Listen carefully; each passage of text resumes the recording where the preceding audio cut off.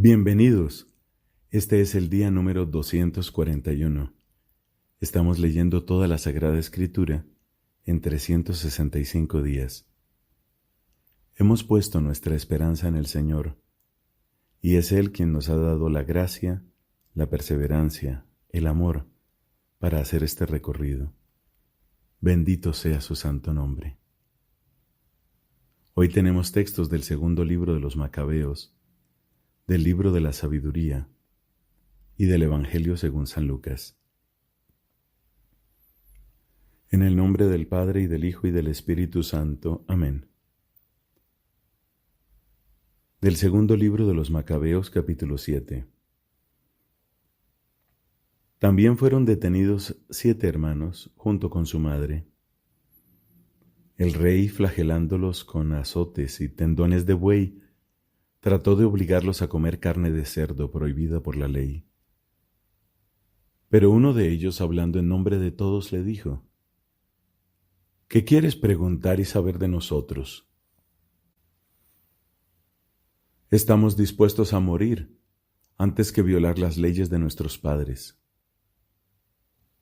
El rey, fuera de sí, mandó poner al fuego sartenes y ollas, y cuando estuvieron al rojo vivo, ordenó que cortaran la lengua al que había hablado en nombre de los demás, y que le arrancaran el cuero cabelludo, y le amputaran las extremidades en presencia de sus hermanos y de su madre.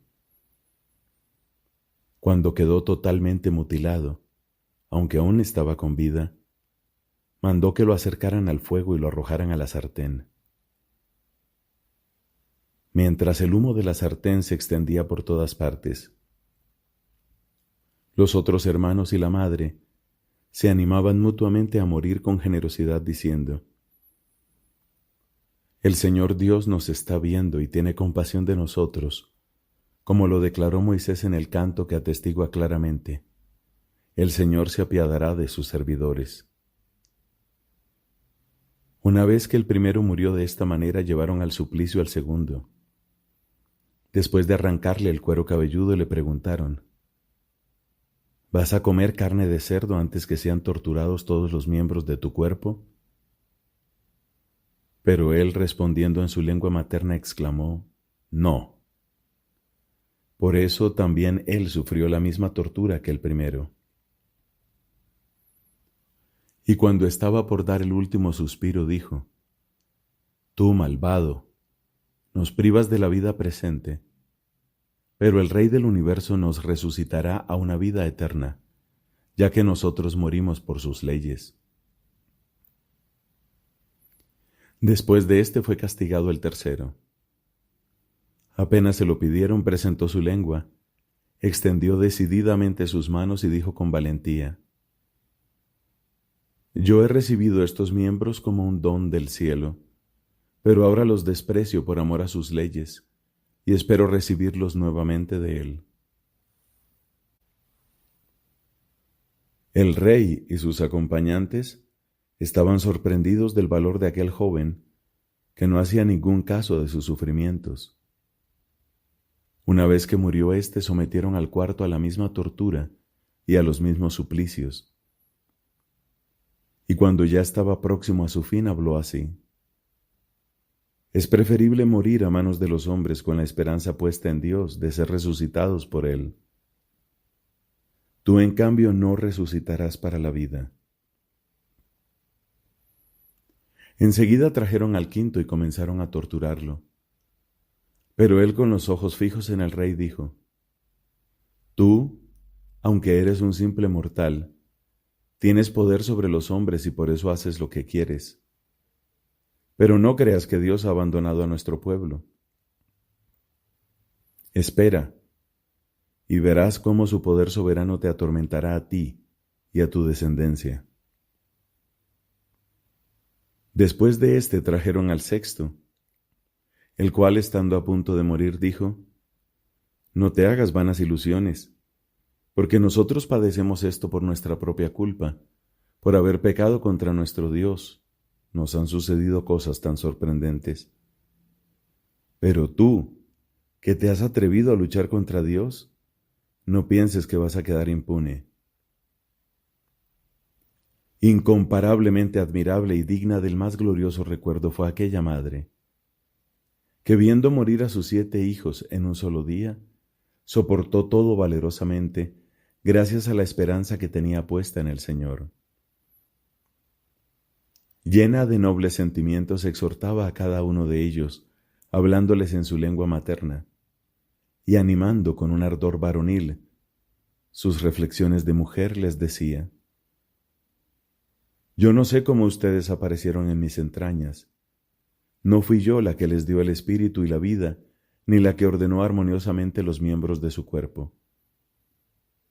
Pero sé que el Creador del universo, el que plasmó al hombre en su nacimiento y determinó el origen de todas las cosas, les devolverá misericordiosamente el espíritu y la vida, ya que ustedes se olvidan ahora de sí mismos, por amor de sus leyes. Antíoco pensó que se estaba burlando de él, y sospechó que esas palabras eran un insulto. Como aún vivía el más joven, no solo trataba de convencerlo con palabras, sino que le prometía con juramentos que lo haría rico y feliz si abandonaba las tradiciones de sus antepasados. Le aseguraba a sí mismo que lo haría su amigo y le confiaría altos cargos. Pero como el joven no le hacía ningún caso, el rey hizo llamar a la madre y le pidió que aconsejara a su hijo a fin de salvarle la vida. Después de mucho insistir, ella accedió a persuadir a su hijo. Entonces, acercándose a él y burlándose del cruel tirano, le dijo en su lengua materna: Hijo mío, ten compasión de mí, que te llevé 9 meses en mis entrañas, te amamanté durante 3 años y te crié y eduqué, dándote el alimento hasta la edad que ahora tienes. Yo te suplico, hijo mío, que mires al cielo y a la tierra, y al ver todo lo que hay en ellos, reconozcas que Dios lo hizo todo de la nada, y que también el género humano fue hecho de la misma manera. No temas a este verdugo, muéstrate más bien digno de tus hermanos y acepta la muerte, para que yo vuelva a encontrarte con ellos en el tiempo de la misericordia. Apenas ella terminó de hablar, el joven dijo: ¿Qué esperan? Yo no obedezco el decreto del rey, sino las prescripciones de la ley que fue dada a nuestros padres por medio de Moisés. Y tú, que eres el causante de todas las desgracias de los hebreos, no escaparás de las manos de Dios. Es verdad que nosotros padecemos a causa de nuestros propios pecados, pero si el Señor viviente se ha irritado por un tiempo para castigarnos y corregirnos, Él volverá a reconciliarse con sus servidores. Tú, en cambio, el más impío e infame de todos los hombres, no te engrías vanamente ni alientes falsas esperanzas, levantando tu mano contra los hijos del cielo, porque todavía no has escapado al juicio del Dios Todopoderoso que ve todas las cosas. Nuestros hermanos, después de haber soportado un breve tormento, gozan ahora de la vida inagotable, en virtud de la alianza de Dios. Pero tú, por el justo juicio de Dios, soportarás la pena merecida por tu soberbia. Yo, como mis hermanos, entrego mi cuerpo y mi alma por las leyes de nuestros padres, invocando a Dios para que pronto se muestre propicio con nuestra nación y para que te haga confesar a fuerza de aflicciones y golpes que Él es el único Dios. Ojalá que se detenga en mí y en mis hermanos la ira del Todopoderoso, justamente desencadenada sobre todo nuestro pueblo. El rey, fuera de sí y exasperado por la burla, se ensañó con él más cruelmente que con los demás. Así murió el último de los jóvenes, de una manera irreprochable y con entera confianza en el Señor. Finalmente murió la madre, después de todos sus hijos. Pero basta con esto para informar acerca de los banquetes rituales y de la magnitud de los suplicios. Mientras tanto, Judas Macabeo y sus compañeros entraban clandestinamente en los pueblos, convocaban a sus familiares y, atrayendo a los que se mantenían fieles al judaísmo, lograron reunir 6,000 hombres. Ellos suplicaban al Señor que se dignara mirar a aquel pueblo pisoteado por todos y se compadeciera del templo profanado por los impíos. Le rogaban que se apiadara de la ciudad, devastada y a punto de ser arrasada, y escuchara la voz de la sangre que clamaba hacia él. Que se acordara de la inicua masacre de los niños inocentes y se vengara de las blasfemias proferidas contra su nombre. Una vez que se puso al frente de sus tropas, el macabeo resultó invencible ante los paganos porque la ira del Señor se había convertido en misericordia.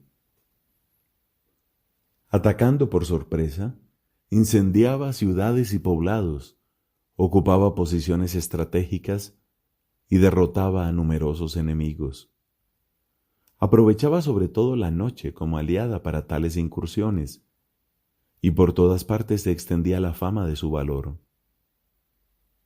Al ver Filipo que Judas progresaba cada vez más y sus victorias eran cada día más frecuentes, escribió a Ptolomeo, gobernador de Celesiria y Fenicia, para que prestara apoyo a la causa del rey. Este designó inmediatamente a Nicanor, hijo de Patroclo, uno de sus principales amigos, y lo envió al frente de no menos de 20,000 hombres de todas las naciones, para acabar con toda la población de Judea. A su lado puso a Gorgias, general experimentado en la estrategia militar. Nicanor calculaba que con la venta de los judíos prisioneros podría pagar el tributo del rey a los romanos, que ascendía a 2,000 talentos.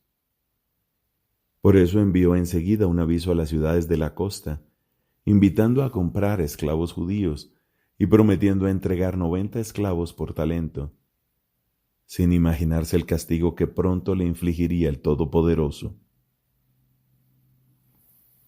El anuncio de la expedición de Nicanor llegó a oídos de Judas. Cuando éste comunicó a sus acompañantes que se acercaba al ejército enemigo, los cobardes y los que desconfiaban de la justicia de Dios se dispersaron y buscaron refugio en otra parte. Otros vendían todo lo que les quedaba y al mismo tiempo suplicaban al Señor que librara a los que el impío Nicanor ya tenía vendidos antes que comenzara la lucha. Rogaban al Señor que hiciera esto, si no por ellos mismos, al menos por las alianzas concedidas a sus padres, y porque ellos llevaban su nombre augusto y lleno de majestad. Cuando el macabeo reunió a sus seguidores, unos 6,000 en total, los exhortó a que no se dejaran acobardar por los enemigos, ni se amedrentaran ante la inmensa multitud de gente que venía a atacarlos injustamente. Los animó asimismo a que lucharan con entusiasmo, teniendo bien presentes los ultrajes perpetrados contra el santuario, las violencias contra la ciudad humillada y la supresión de las costumbres de sus antepasados. Ellos, les dijo, confían en sus armas y en su audacia, pero nosotros confiamos en el Dios Todopoderoso que puede deshacer con un solo gesto, no solo a los que nos atacan, sino también al mundo entero. Luego les enumeró todas las ayudas con que habían sido favorecidos sus antepasados, especialmente en tiempos de Sennacherib, cuando murieron 185,000 hombres. Les recordó la batalla librada en Babilonia contra los gálatas, cuando 8,000 judíos entraron en acción junto con 4,000 macedonios. En esa oportunidad, los macedonios se encontraban sin salida, y los 8,000 judíos, gracias al auxilio recibido del cielo, derrotaron a 120,000 enemigos y se apoderaron de un gran botín. Con estas palabras los enardeció para la lucha y los animó a morir por las leyes y por la patria. Luego dividió el ejército en 4 cuerpos y puso al frente de cada unidad a sus hermanos Simón, José y Jonatán, con 1,500 hombres a las órdenes de cada uno. También mandó a Eleazar que leyera en alta voz el libro sagrado. Y finalmente, dándoles como santo y seña el grito «Auxilio de Dios», se lanzó él mismo a combatir contra Nicanor al frente del primer cuerpo. Teniendo como aliado al Todopoderoso, mataron a más de 9,000 enemigos, hirieron y dejaron fuera de combate a la mayor parte del ejército de Nicanor y obligaron a huir a todos los demás. También se apoderaron del dinero de los que habían venido a comprarlos y después de haberlos perseguido bastante tiempo, tuvieron que regresar apremiados por la hora. Como era víspera de sábado, no pudieron continuar la persecución. Una vez que recogieron las armas y se llevaron los despojos del enemigo, se pusieron a celebrar el sábado, bendiciendo y alabando una y otra vez al Señor, que los había salvado aquel día, concediéndoles así las primicias de su misericordia. Pasado el sábado, distribuyeron parte del botín entre los damnificados, las viudas y los huérfanos, y se repartieron el resto entre ellos y sus hijos. Después organizaron rogativas, pidiendo al Señor misericordioso que se reconciliara definitivamente con sus servidores. En un combate contra las tropas de Timoteo y de Báquides, les causaron más de 20,000 bajas, y enseguida se apoderaron de fortalezas muy importantes. Luego distribuyeron un cuantioso botín por partes iguales entre ellos, los damnificados, los huérfanos, las viudas y también los ancianos. Recogieron cuidadosamente las armas de los enemigos y las depositaron en lugares estratégicos, llevando a Jerusalén el resto del botín. También mataron al jefe de la escolta de Timoteo, un hombre muy impío que había hecho mucho daño a los judíos.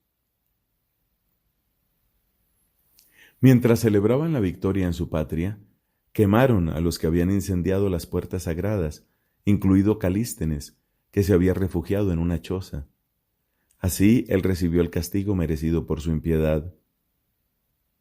En cuanto al perversísimo Nicanor, que había traído miles de mercaderes para la venta de los judíos, quedó humillado con el auxilio del Señor por los mismos que él despreciaba como los más viles. Despojado de sus lujosas vestiduras, solo y errante por los campos como un fugitivo, llegó a Antioquía con mucha más suerte que su ejército, que había sido destruido. Y el que había pretendido pagar el tributo a los romanos con la venta de prisioneros de Jerusalén, pregonaba que los judíos tenían un defensor y que eran invulnerables porque seguían las leyes prescritas por él. Palabra de Dios. Te alabamos, Señor. Del libro de la sabiduría, capítulo 4, versículos del 7 al 15. El justo, aunque tenga un fin prematuro, gozará del reposo. La vejez honorable no consiste en vivir mucho tiempo, ni se mide por el número de años. Los cabellos blancos del hombre son la prudencia, y la edad madura una vida intachable. Porque se hizo agradable a Dios, el justo fue amado por él, y como vivía entre los pecadores, fue trasladado de este mundo. Fue arrebatado para que la maldad no pervirtiera su inteligencia, ni el engaño sedujera su alma. Porque el atractivo del mal oscurece el bien, y el torbellino de la pasión altera una mente sin malicia. Llegado a la perfección en poco tiempo, alcanzó la plenitud de una larga vida. Su alma era agradable al Señor, por eso Él se apresuró a sacarlo de en medio de la maldad. La gente ve esto y no lo comprende, ni siquiera se les pasa por la mente que los elegidos del Señor encuentran gracia y misericordia, y que Él interviene en favor de sus santos. Palabra de Dios. Te alabamos, Señor. Del Evangelio según San Lucas, capítulo 14. Un sábado Jesús entró a comer en casa de uno de los principales fariseos. Ellos lo observaban atentamente. Delante de él había un hombre enfermo de hidropesía. Jesús preguntó a los doctores de la ley y a los fariseos: ¿está permitido curar en sábado o no? Pero ellos guardaron silencio. Entonces Jesús tomó de la mano al enfermo, lo curó y lo despidió. Y volviéndose hacia ellos les dijo: si a alguno de ustedes se le cae en un pozo su hijo o su buey, ¿acaso no lo saca enseguida, aunque sea sábado? A esto no pudieron responder nada. Y al notar cómo los invitados buscaban los primeros puestos, les dijo esta parábola: si te invitan a un banquete de bodas, no te coloques en el primer lugar, porque puede suceder que haya sido invitada otra persona más importante que tú. Y cuando llegue el que los invitó a los dos, tenga que decirte: déjale el sitio. Y así, lleno de vergüenza, tengas que ponerte en el último lugar. Al contrario, cuando te inviten, ve a colocarte en el último sitio, de manera que cuando llegue el que te invitó te diga: amigo, acércate más. Y así quedarás bien delante de todos los invitados. Porque todo el que se ensalza será humillado, y el que se humilla será ensalzado. Después dijo al que lo había invitado: cuando des un almuerzo o una cena, no invites a tus amigos, ni a tus hermanos, ni a tus parientes, ni a los vecinos ricos, no sea que ellos te inviten a su vez y así tengas tu recompensa. Al contrario, cuando des un banquete, invita a los pobres, a los lisiados, a los paralíticos, a los ciegos. Feliz de ti, porque ellos no tienen cómo retribuirte, y así tendrás tu recompensa en la resurrección de los justos. Al oír estas palabras, uno de los invitados le dijo: feliz el que se siente a la mesa en el reino de Dios. Jesús le respondió: un hombre preparó un gran banquete y convidó a mucha gente. A la hora de cenar, mandó a su sirviente que dijera a los invitados: vengan, todo está preparado. Pero todos, sin excepción, empezaron a excusarse. El primero le dijo: acabo de comprar un campo y tengo que ir a verlo, te ruego me disculpes. El segundo dijo: he comprado 5 yuntas de bueyes y voy a probarlos, te ruego me disculpes. Y un tercero respondió: acabo de casarme y por esa razón no puedo ir. A su regreso, el sirviente contó todo esto al dueño de casa. Este, irritado, le dijo: recorre enseguida las plazas y las calles de la ciudad y trae aquí a los pobres, a los lisiados, a los ciegos y a los paralíticos. Volvió el sirviente y dijo: Señor, tus órdenes se han cumplido y aún sobra lugar. El Señor le respondió: ve a los caminos y a lo largo de los cercos, e insiste a la gente para que entre, de manera que se llene mi casa. Porque les aseguro que ninguno de los que antes fueron invitados ha de probar mi cena. Junto con Jesús iba un gran gentío, y él dándose vuelta les dijo: cualquiera que venga a mí y no me ame más que a su padre y a su madre, a su mujer y a sus hijos, a sus hermanos y hermanas y hasta a su propia vida, no puede ser mi discípulo. El que no carga con su cruz y me sigue no puede ser mi discípulo. ¿Quién de ustedes, si quiere edificar una torre, no se sienta primero a calcular los gastos para ver si tiene con qué terminarla? No sea que una vez puestos los cimientos, no pueda acabar, y todos los que lo vean se rían de él diciendo: este comenzó a edificar y no pudo terminar. ¿Y qué rey, cuando sale en campaña contra otro, no se sienta antes a considerar si con 10,000 hombres puede enfrentar al que viene contra él con 20,000? Por el contrario, mientras el otro rey está todavía lejos, envía una embajada para negociar la paz. De la misma manera, Cualquiera de ustedes que no renuncie a todo lo que posee no puede ser mi discípulo. La sal es una cosa excelente, pero si pierde su sabor, ¿con qué se la volverá a salar? Ya no sirve ni para la tierra ni para abono, hay que tirarla. El que tenga oídos para oír, que oiga. Palabra del Señor. Gloria a ti, Señor Jesús.